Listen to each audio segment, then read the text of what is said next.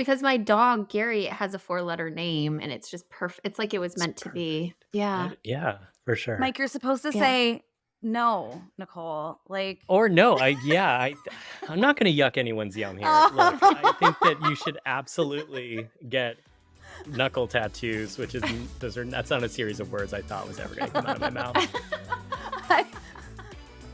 Welcome to Supercharged by AI, a podcast by AI Portland. I'm Megan Notarte, co-founder of AI Portland and partner at Cloud4. I'm joined by Nicole Moores, my AI Portland co-founder and product design manager at Driveway. Yo, Nicole, how's it going? Hey. No knuckle tattoos Good. yet? Not yet, but I might.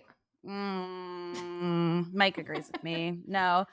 Speaking of Mike, today we have, oh my gosh, an extra special guest. And I always say I'm really excited, but I am really, really excited to talk to Mike Creighton, who is the Director of AI Research and Development at Instrument.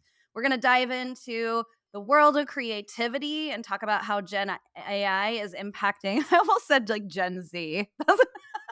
We're going to talk about how Gen Z is impacting creativity. No, we are going to talk about generative AI and how it is impacting creativity today and into the future. Mike, welcome to Supercharged by AI.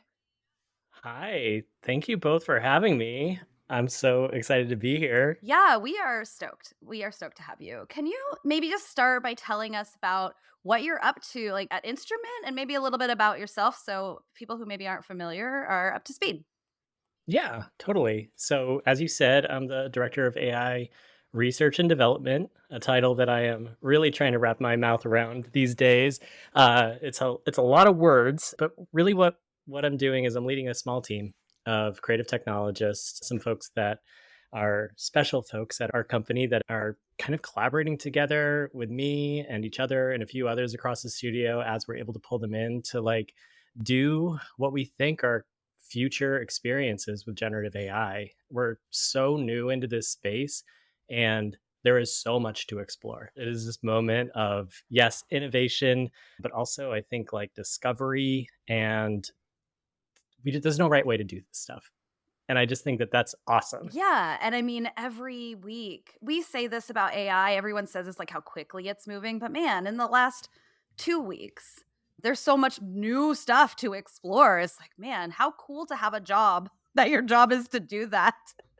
It's called AI Vertigo, Yeah, I've heard right? that That's what term. I heard on our hard fork. They refer to Mhm. it as AI Vertigo, and it definitely has been that in the last couple of weeks. Yeah, I for have sure. heard you maybe or Instrument CEO Laurel talk about Instrument kind of planting a flag about AI.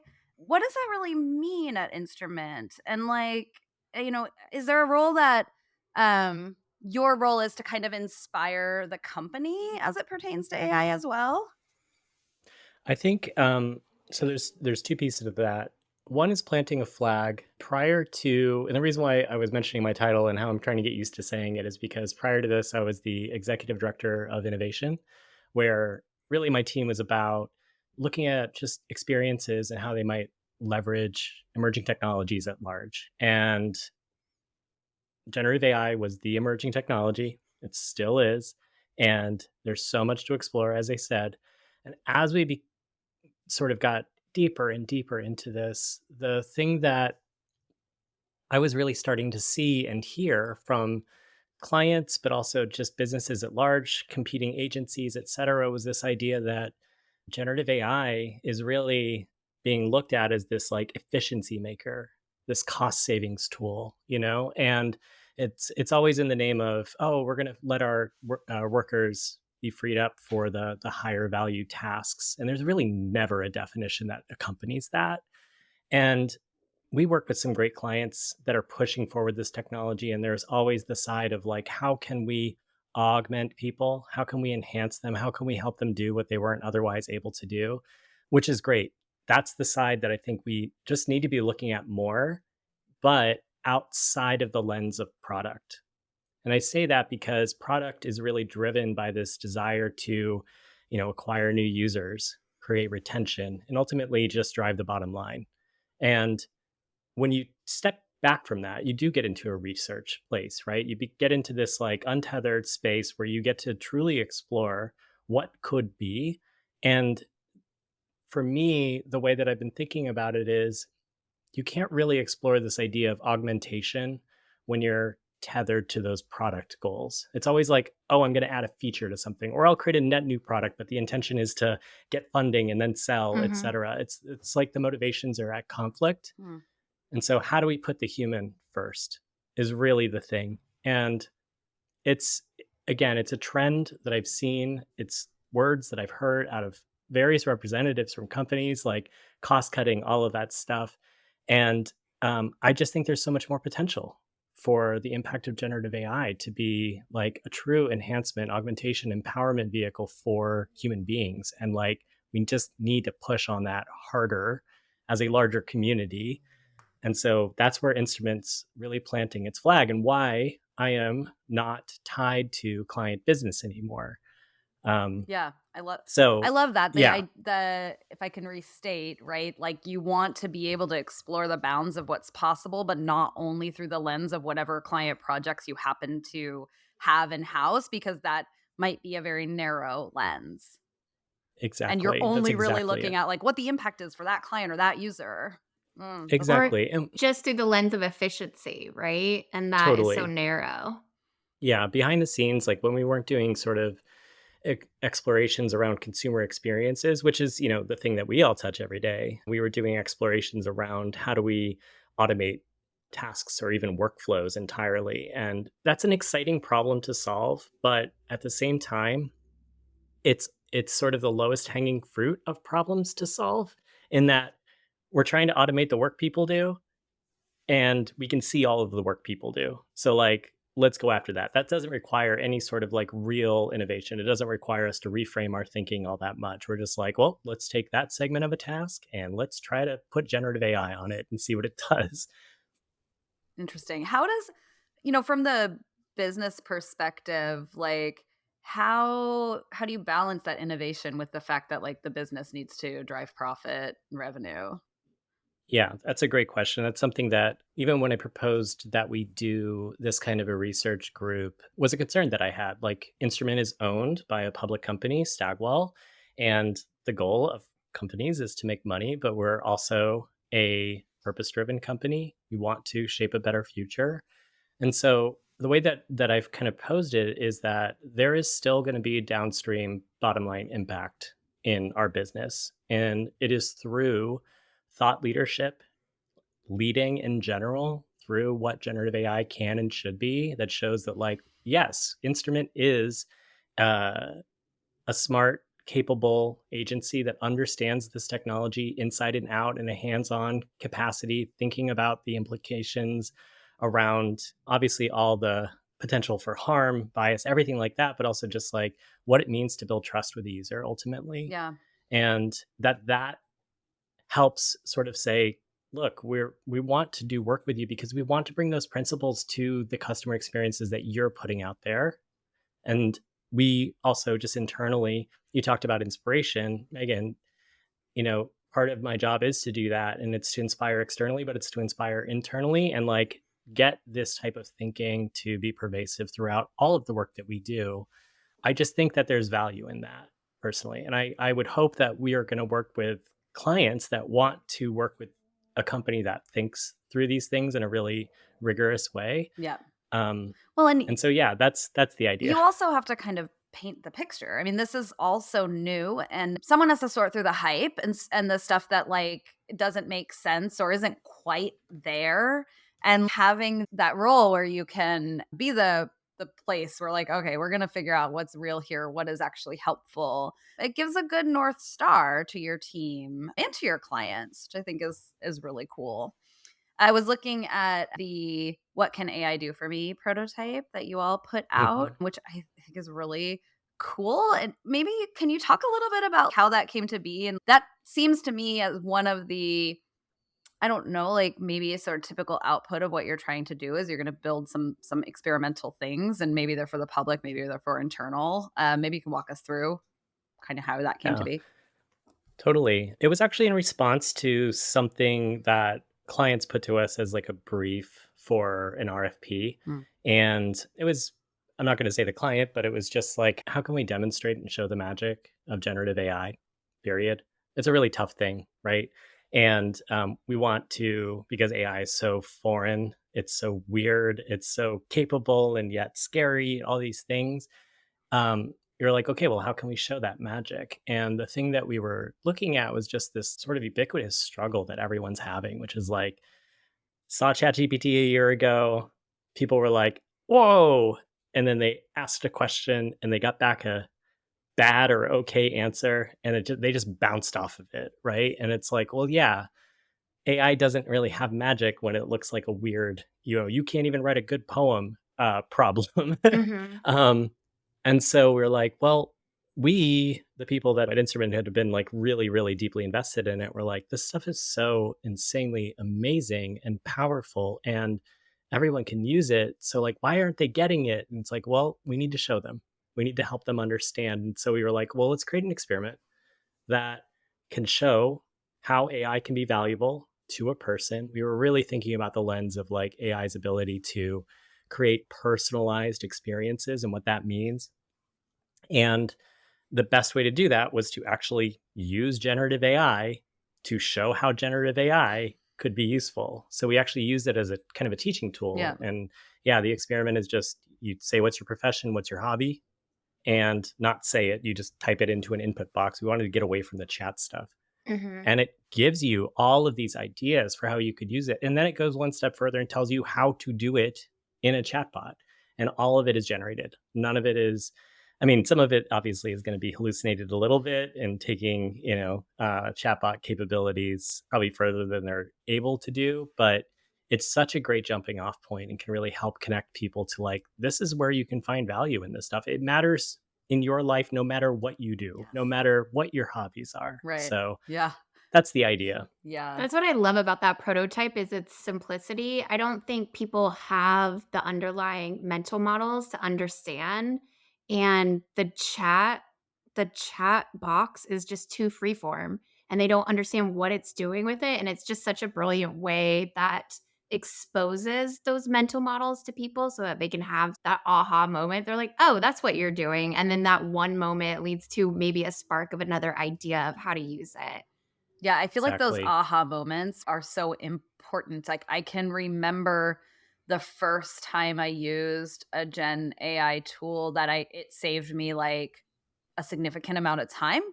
And I was like, "Oh, this is what everyone's talking about, right? Like this isn't just a toy. This isn't the new I don't know, cool thing on the internet that we all play for a week or something. That you have to have that aha moment. And you're right. If you don't know how to write a good prompt or you don't really know what this can really do for me, maybe you write one prompt in, you get a weird answer back, and you're like, this isn't for me." Hmm. So I love the idea of facilitating those aha moments because I really think when someone has one of them, they're like, oh, I get it now. Yeah. I get it. I mean, I'll say this, like the most success that we've had in sort of creating converts at Instrument and even in my like home and personal life.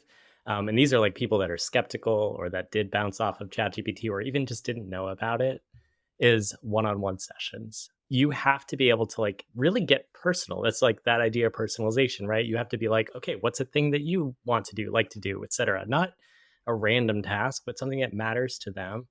And then you get to show them how to think through that and then like how to push it and how to explore it. And then that aha moment is like, that's all they need. That's all they need. Yeah. And then they're off to the races, kind of a thing. And then they're asking tons of questions and then they're experimenting, which is so important, right? And we've just created this whole group of evangelists at Instrument that are just like, they just want people to get in and play and like, because they're excited about it. But yeah, it does take that aha moment to get there, I think, no matter what. That's cool. We had a moment like that at one of our events. It was a prompt writing workshop where the person facilitating the workshop was talking about how she wanted to plant a flower garden. And she used ChatGPT to generate a spreadsheet of different flowers and plants, whether they were annuals or perennial instructions for how to grow them, newbie mistakes. It was just all this information on starting her garden, and that really clicked for people. This thing that she didn't know how to do, then she had a very clear starting place and a way to facilitate something that she wanted to do as like a passion, as a hobby.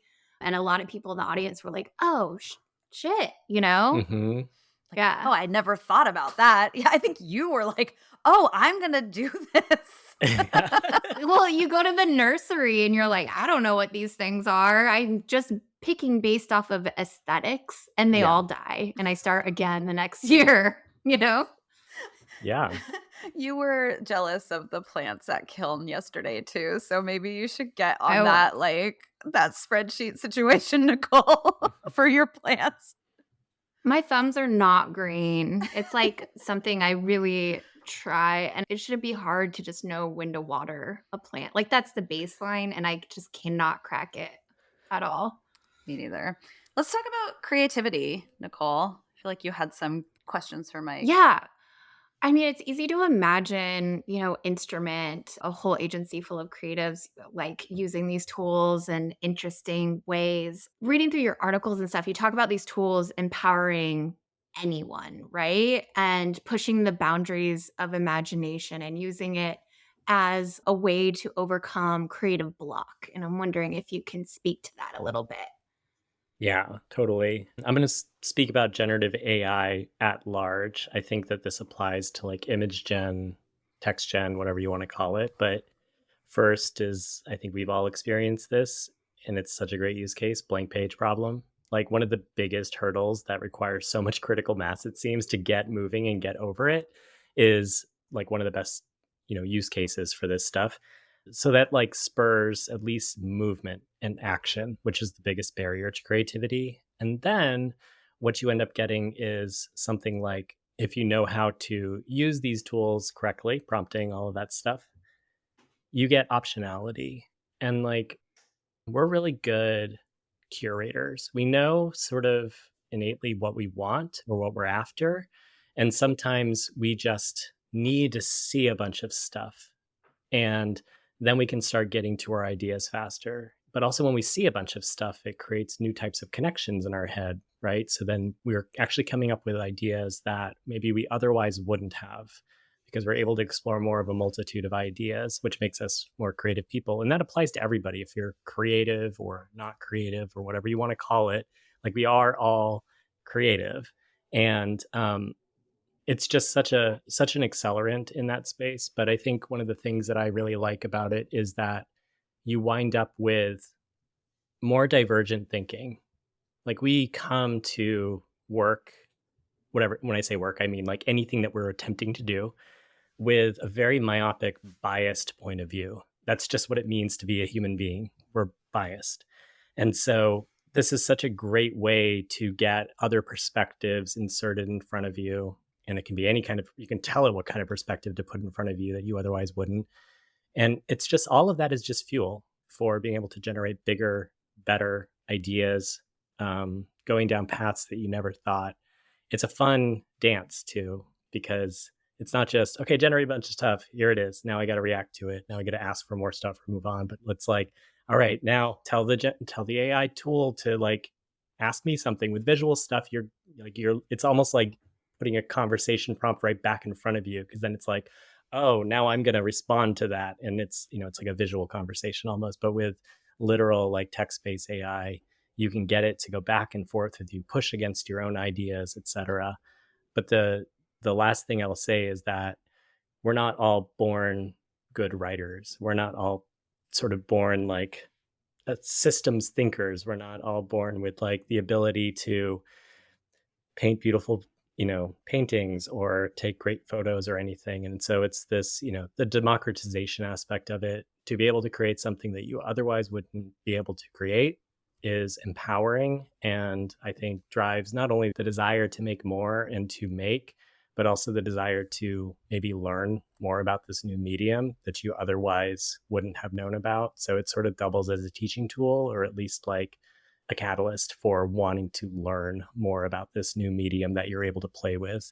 There's That was a lot of Yeah, I words, like but that. yeah. There's so much concern about what happens to people who are maybe more advanced in their, I don't know, career creatively or as developer or whatever. But I just feel like there's not enough emphasis on how this raises the floor for so many people in so many different ways. Like you said, like maybe for language reasons or for whatever reason, your writing skills aren't where you would like them to be, but now like they can be, right? Hmm. And I maybe can generate images even if I'm not a, artistic person, and that is cool. That's a good thing, right? Yeah, Well, what are we totally. gonna see too? If there's more access to being creative, you don't need necessarily the technical skills or expensive design software that you needed before. That's exciting to have just more people creating or have access to being creative. Yeah, 100%. The accessibility issue is huge. We actually just yesterday had a dialogue in one of our Slack channels at Instrument, and one of our creative directors, who has been like a big proponent of AI, was reacting to a couple of videos or video demos, probably from like Sora's output or something from OpenAI. And he was just like, this stuff sort of feels soulless. Like he's just has an aversion to purely AI created, generated stuff.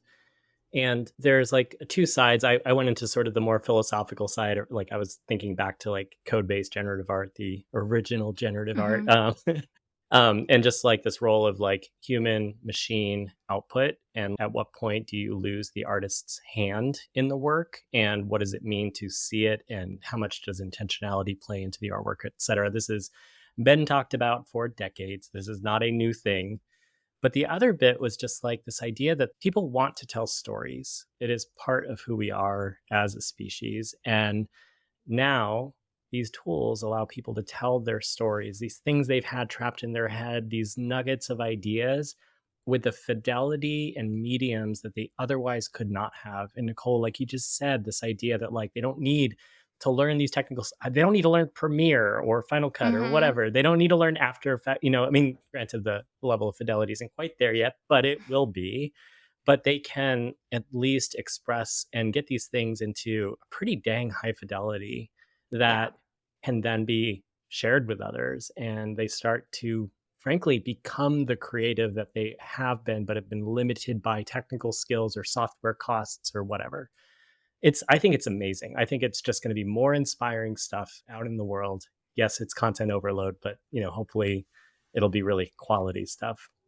Yeah, I was listening, I can't, maybe it was Hard Fork again, about it was the film guy who created the golden record, and he was talking about his process and experience with it, and he said he thought it would allow for more experimentation, like cheaper and easier experimentation where if a shot was too risky or a concept was too risky, they would just abandon it and be like, Mhm. "We can't do that.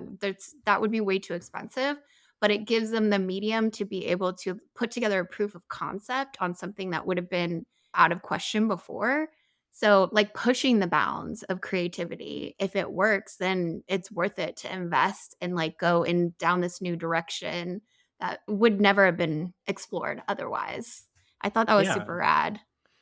absolutely. I mean, I have a sort of a fine art background, and like one of the first things you learn in school is thumbnailing. And the reason why you do that is to get a sense. You're experimenting with an idea or a concept or a composition or whatever it may be so that you don't have to go all the way in and invest in a final piece, right? It's the same concept. The investment here is time. And in Yeah. some cases, it's money with really expensive materials like oil paint or whatever. But yeah, we're using it in that way at Instrument in order to like really bring it to a higher fidelity and say like, hey, It's is this art direction prototyping, that we want to go down? right? Yeah, Yeah. Yeah. and I love it. Yeah, Mhm. Mhm. absolutely. What about, so I find it interesting that, we talk about bringing divergent ideas to the table that you might not have already had, but that these models are trained on the data set that they found on the internet or whatever. And so it's equally, I hear people talking about the worry about sameness and that everything is going to be the same because we're all using these models that we're all trained on the same thing. What are your thoughts on that? Yeah, I've been thinking a lot about that, and I'm like, the people that think that have not used these models enough. Full Hmm. stop. Hmm. Like Mhm. that is just the way I feel. I don't know, I feel it's the case. Like, so are they going to generate something novel? Like wholly like invent something. Let's, take it away from like something new visually creatively or even like new prose or something, but like a totally new theory of something. Less likely, because of that idea that it's been trained on what exists. But the idea of sort of synthesizing something that is something that maybe you wouldn't have thought of, the idea of it generating new types of ideas, et cetera, not the same ideas that maybe it was trained on, but actually like kind of new, interesting combinations of things. Like this is where even just the idea of like innovation comes from. This is one of its superpowers because in these crazy huge neural networks, especially when they've got a tremendous number of parameters, you end up with like a lot of really interesting, meaningful connections between totally disparate concepts, but also its ability to create meaning between disparate concepts, meaning that wasn't necessarily there. If you said, explain the theory of relativity to me through an analogy about lotion,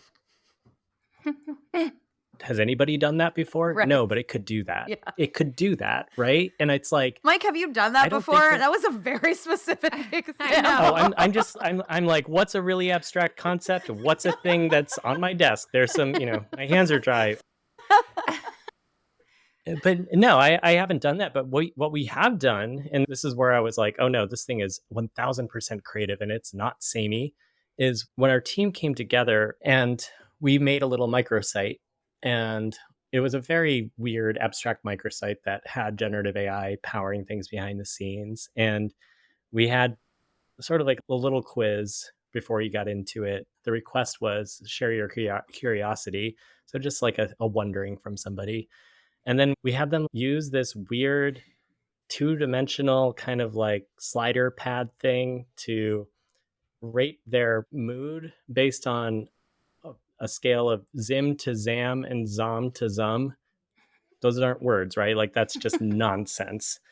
And what it would do is it would transform that into like a bunch of sliders that you could scale between, and it would generate a letter related to our name. This is making no sense, I'm realizing. But the point being is that it was able to interpret these nonsense terms and your sliders to create a what is effectively like wait, what is it? Like one of those personality quizzes online that Mhm. say like you're this kind of thing because of this, because of your zum slider is over here, your ratio of this to this is some other thing, and it's like it creates a little story about you using absolute nonsense. Like there is no rational way that you could get any meaning out of this thing, but it is able to rationalize meaning out of this thing. That was a long story to say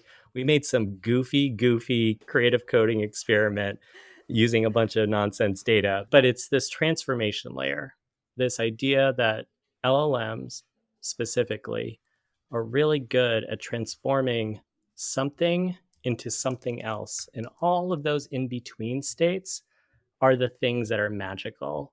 Like what I just described to you, this idea of lotion and theory of relativity, we're like finding the in between of those two things that would otherwise never exist. And it can do that. And we're using it right now to create almost like a learning platform to build on that idea of it being able to like create learning content that is personalized to you. So take all of the things that it can know about you, Synthesize take all them. the things it knows about a subject, Hmm. and like bring those things together in a way that is totally kind of new, that wouldn't have existed before because you aren't out there on the internet in the context of learning about design Yeah. systems. So, like the sameness concern for you, it's kind of like, yeah, the data's all the same, but it's the way that it's synthesized and the way that you ask it to put things together. Exactly. I feel like this is just like an old problem. And I think a lot of the things that people point out as problems with AI are just really just existing problems that they want to like attribute to AI. Remixing ideas has been core to like creative process forever, right? You see it really successfully in music, like cross genres and collaborations and stuff like that. So I feel like, we've been trying new and different ways creatively to avoid sameness. Sameness always creeps in, right? Yeah. Like, look at the web right now. Well, So, the web in the last, I mean, 10, 15 years, right? yeah, Like, yeah, it's no one's doing anything new or exciting, or and then customers say they want it, but they actually don't want it. And it's been around long enough that there's just like clear patterns on what things work well. yeah. Hmm. But yet, creatives have had these sort of ways of combating sameness and combining ideas to make new and novel things. And you can actually utilize AI to combat that. You know what I mean? On a completely different scale and in inventive ways. And so I think your nonsense machine is a really good example of that and sounds really fun. You wrote about sort of multimodality, and I'm Hmm. wondering, like, are you embracing that for your new education experiment that you're creating? And if you could speak to that. And maybe Yeah. define multimodality, because I think Yeah. Yeah. it's a thing that has been there, but in the last 2 weeks, right, last week, there Oh, more. yeah. Yeah. Yeah. Yeah. It changed completely. So the idea of modalities or modes of interacting with systems, you can think about it through the lens of the type of data. So if you have a large language model, an LLM, like ChatGPT, I'm not even going to use ChatGPT because it's multimodal now. Let's pretend that was a year ago and you were using ChatGPT. Your modality is text. You can feed it text and that's it. And it can respond to you in text and that's it. Now we're starting to see multiple modalities. So these are models that can understand text, they can understand images, they can understand video, they can understand audio, etc. From a technical structure point of view, sometimes when I say a model can understand these things, actually sometimes it's a number of models that are kind of patched together into a system. But the most recent stuff in the last couple of weeks have started to show what they're like calling natively multimodal, which means that they're actually architectures that are designed to understand all of those different modalities. And the newer models are actually starting to be able to output those modalities as well. Again, that used to kind of be separate. So they would used to always output text. Now they're starting to be able to output images directly. They're starting to be able to output sound directly. And with that, just as humans, if you could only talk and hear, and that's it, you are limited in your modalities, the kind of data you can take in. So once you start adding more dimensions, adding more modalities, suddenly you can just do more with them. Like they just become richer. And the question becomes for now is like, what does that open up?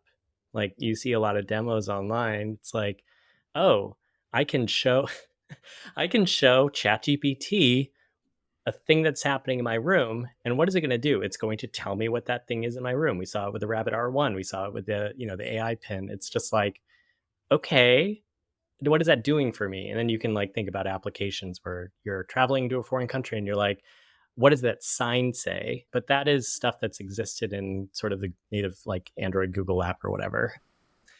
So then we started thinking about, okay, well, we need to not consider multimodality through the lens of those kinds of demos. It's really hard to like put those obvious use cases out of your head, but like you have to push those away and you have to think about this idea of interpretation, I think, and how are LLMs, again, this interpretation and transformation, what are they able to like actually do with this data? So for this learning platform, for instance, especially with all this new voice chat stuff that's been coming out, this idea that it can understand you and it can understand intent and inflection and things like that. Can you imagine a learning system that could hear frustration, that could kind of respond to that level of like emotion? We're creating an interaction right now, or interaction model that is very much conversational, but also podcasty like this. We saw we were kind of mad because we saw that also debut during Google I/O in their Notebook LM thing, and it's like, dang it, we just built that a week ago. We were doing Now that, Google's Google. out here Slow too. down. It's like, okay, it's not a novel idea, but like, yeah, it's like, let's take advantage of these things in interesting ways. Where right now we're having it kind of, like I said, generate these ideas of highly personalized classes that are tailored to you and how much time you have, et cetera. And we want to bring in imagery that we can use to kind of illustrate concepts and stuff. And the problem with imagery is that, frankly, using something like DALL-E or Stable Diffusion or Midjourney to generate an image is bad. If you want to generate a diagram or anything really that's not like, more abstract in nature. And so what we're doing is we're having the LLM generate things that it would search for if it had access to the internet to search for images. And we're going to pull in a collection of images, and we're going to have, because it's multimodal, we're going to have it look at the images and look at its description and look at the paragraph that it's trying to talk about and say, which of these images are good images to use so that we can show the best content to the learner, and then have citations back to those images. And it's like, that's a pretty non-obvious use case, but we have this preconceived notions of what a computer does and can do, and we have to throw all of those away in order to like even see the problems that we're up against and like think of new ways to approach them. So we're going to try in our current experiment really to push on that idea. It's like, how many different ways can we kind of leverage this stuff in the beyond the like demos that you all see at all of these announcements? I mean, it's been 1 week and like 2 days or something, Mike. I expect you to have this cracked already. We don't have access to all the really cool I stuff know. just yet, That's the other thing, right? Like you see all these announcements and you're like, oh, cool. I want to try that now. You're like, oh, no. Coming later this year. Okay, cool.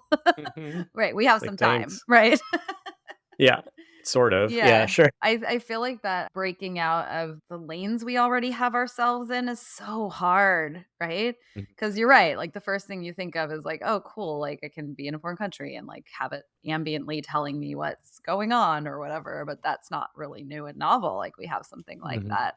And to be able to step back and just be like, what whole new thing? I mean, we've we've been talking a lot about AI companions, and that to me seems like the Mhm. obvious use case for that, at least the voice kind of abilities. But I we, think the novel thing I saw, like not just like translation, was somebody who is blind with like a seeing disability and using it to describe just Mhm. the scene, the place that the person was at so that they could know what was going on. It was like talking about ducks in a pond. Whereas you would have had to have had, a human right next to you to explain that. I thought that was pretty cool from an accessibility perspective. Really neat. Mike, I'm wondering how you, first of all, with the education platform, how you all are addressing inaccuracies that come up, which dovetails into a question we wanted to ask you about embracing the unpredictable nature of AI and sort of building that almost a bug, if you will, even though it's like, you know, creature to feature sort of situation. Wondering if you could speak to that. That's a really good question. Maybe I should have clarified at the top that like we wanted to really focus our team on kind of what Instrument is really good at, which is thinking about the user and putting the user at the center. And that can be in lots of different ways, but it makes the most sense in any sort of digital experience. And so we want to really look at human computer interaction. And for now, we're going to be, we're starting with something that you'll see on a 2D screen, but this can extend into devices and all kinds of different stuff. And we were like, okay, we're going to teach people about topics of their choice. And the first thing that came to my mind was like, okay, this thing's going to hallucinate like mad. And it's also not going to be good at math. So it can't teach math. It's, and you have to kind of like know what these things are good at or bad at and where they're likely to fall down. And I was like, oh, wait, we're focused on user experience. So let's really show what's possible and use the caveat. There may be some inaccuracies, all of that kind of stuff. Because the reality is, when you start thinking about as we move further for instance, all of these huge context windows, which is how much data you can kind of put into a conversation with a large language model or a multimodal language model. Google's made some huge strides in this, and we're talking you could easily feed the entirety, I think, of War and Peace into their current One context window. biggest, Yeah. One 1 prompt. million. Yeah. Yeah, exactly. Yeah. Right. Mhm. And it can tell you about that thing, or an hour of video or whatever. And so we're moving forward with the assumptions of things. Yes, we want to show like what's possible now, or at least rooted in what's possible now, but we actually want to think a little bit further ahead so that we can start telling the stories of like what should interfaces and interactions be. And we're making a lot of assumptions. And one of those assumptions is that we'll have huge context windows. And if you wanted to learn a subject, that you would shove all of that information into there to ground the large language model in truth, which that's just the technique. It's called RAG. You use that to prevent these models from hallucinating as best as possible. I also think there will be advancements Yeah. in hallucination. It's already Um, better. I mean, I oh think yeah, like it's still a problem, no doubt, but it is much better than it was a year ago. 1000%. And it's interesting. It's like this idea of embracing the unpredictability. So a hallucination, everyone's like, oh, these models hallucinate. They don't do the thing. And it's like, no, these models hallucinate. Let's like leverage that. Like they're Mhm. really good at like making stuff up. You have to think like hallucination is the key to how these things even work. Like they're predicting what the next word may be. They're making it up on the fly, which is like mind blowing when you really think about it. All they're doing is just like, yep, this is probably the next thing. I'm just going to make it up, going to keep making it up until it makes sense, I guess. I don't know. Does it But it doesn't in even doing know if it makes it sense. doesn't know. Yeah. It has no idea what the 10 words ahead of what it's predicting Yeah, so yeah, far are going to yeah. be. It cannot look into the future. It is impossible for it to. New architectures are trying to address that. But anyway, so the unpredictability nature is it means that you have to kind of always try something and see if it kind of works, and then keep pushing on that idea from there and there and there until you can see how it works. And I think all of it just kind of leads to surprise, or I don't know, just kind of revealing some other inner working about the thing that really, this is the idea of emergence that shows that it's like capable of something that nobody ever intended for it to be. And yeah, anyway, the hallucination aspect is like, again, it comes down to this idea. For us, it was like, let's bet our money on the fact that it's going to hallucinate, and we'll say we can personalize this lesson of content to a person's needs. So if they were an 11-year-old kid that was interested in video games and DIY projects and only had 15 minutes to learn about a thing, and they wanted to learn about mechanical keyboards, let's play on LLM's ability to hallucinate and like make some stuff up. And boy, it was able to kind of extrapolate on what that kid was likely into and why they cared about mechanical keyboards and what would be most relevant to them and how much time they had, and being able to like generate the right amount of content. This is literally something that just popped out of my computer last night. I'm like, okay, this is good. And I couldn't predict that it would have been able to do that. I would have expected it to fall down and just rely on its training data. Hmm. But the reality is, like, these things can do so much more than what we think they can do. Like we're just tapping into it. Yeah. Yeah, Yeah. I don't even know. You just have to like put all of your ideas at this thing, and like any wild thing that you think you might want it to do, and just try to have it do it. And I think we'd all be very surprised. Yeah. The hallucinations thing. I don't even know if it's like a valid goal to have these things not hallucinate at all. I mean, humans lie. Yeah. You know? I think people have higher expectations for this technology. They think it should be 100% right because we're used to calculators and things, right? 1 plus 1 equals 2. But if the computer says it equals 3, then it's broken. Yep. But these Point. things were designed to be human-like, and so like us, they are fallible. Yeah.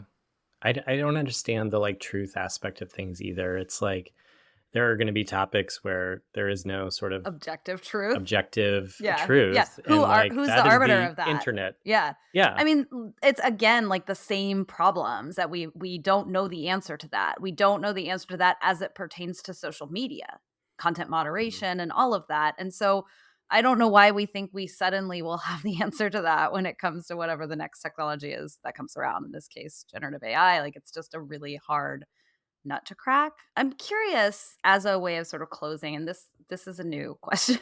It's just coming up, so guard yourself, be ready. No, Mhm. I'm really wondering about what you would say to people in the creative field right now as a way of inspiring them to use their creative superpowers with this technology as opposed to feeling worried and scared and afraid. What is Mhm. your inspirational message to your creative peers? Yeah.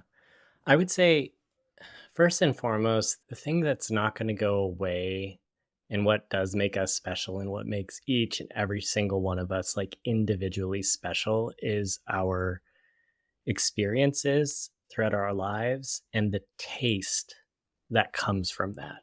And I think that those who are in creative fields that are really good at what they do, like the real high performers, but even those that are, I don't know, just starting or whatever, they come with a sense of taste. And that is the thing to be sought after. And this is a moment for everybody to really begin to, I think, do some deep introspection and say, I've got taste. Just say that. Plant a flag in the ground. I've got taste.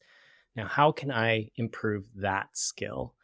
Because that will obviously help make you stand out. You will produce better creative doing that, just period, alone. That examination, having a dialogue, talking about that stuff more. But also, then you can apply that to the medium, the new medium. And I think we can rightfully kind of call it a medium in some ways because it is different, but that you can then really, really, really use your taste to push it in ways that others frankly cannot. Like those with exceptionally high taste are able to take what is a tool that can generate images into something that can fabricate entirely new worlds that ignite people's imagination. And like that is incredibly powerful. So, this is a moment for every creative out there just to like, yes, add another tool in their tool belt, but like to bring forward their taste in a way that becomes incredibly, incredibly valuable and sought after. I just don't think that that's going to go away. That's the value that we're really going to bring, but we'll be able to push these tools to create new creative things in ways that no other person could, because again, you're bringing your taste to it. So you got to learn it. You got to learn this stuff. Love it. I like that you're calling out that taste is a muscle you can build up because I think some folks feel like it's something you're just innately born with. And I always argue that it is something that you gain over time, to your point with experience, and something that you absolutely can hone. So I really appreciate that messaging. I do too. Yeah. Also, way to go with the inspirational message off the cuff. Like, good I'm job. like, we'll see how that lands. Send out How a can survey I after inspire this. people? I've had 3 seconds to think about it. No, I think that is really cool. And for our listeners, if you are in the Portland area and you want to hear more from Mike or want to talk more about creativity, our June 27th AI Portland meetup is going to be all about creativity. So we are sort of still working out the actual details of that event, but you should go to our website, aipdx.info, for info. Mike, Nicole, anything else? I got nothing. I mean, I could talk I about know, this right? stuff I forever. know, Same. for real. Same. This was great. Thank you so much. Yes. This was amazing. So Mike, awesome. Yeah. so cool. This has been so much fun. Yeah. I'm so glad that I met you two and that we're starting to collaborate. And yeah, thanks for having me on. Yeah. Yes. Okay. Thank you again for listening to this episode of Supercharged by AI.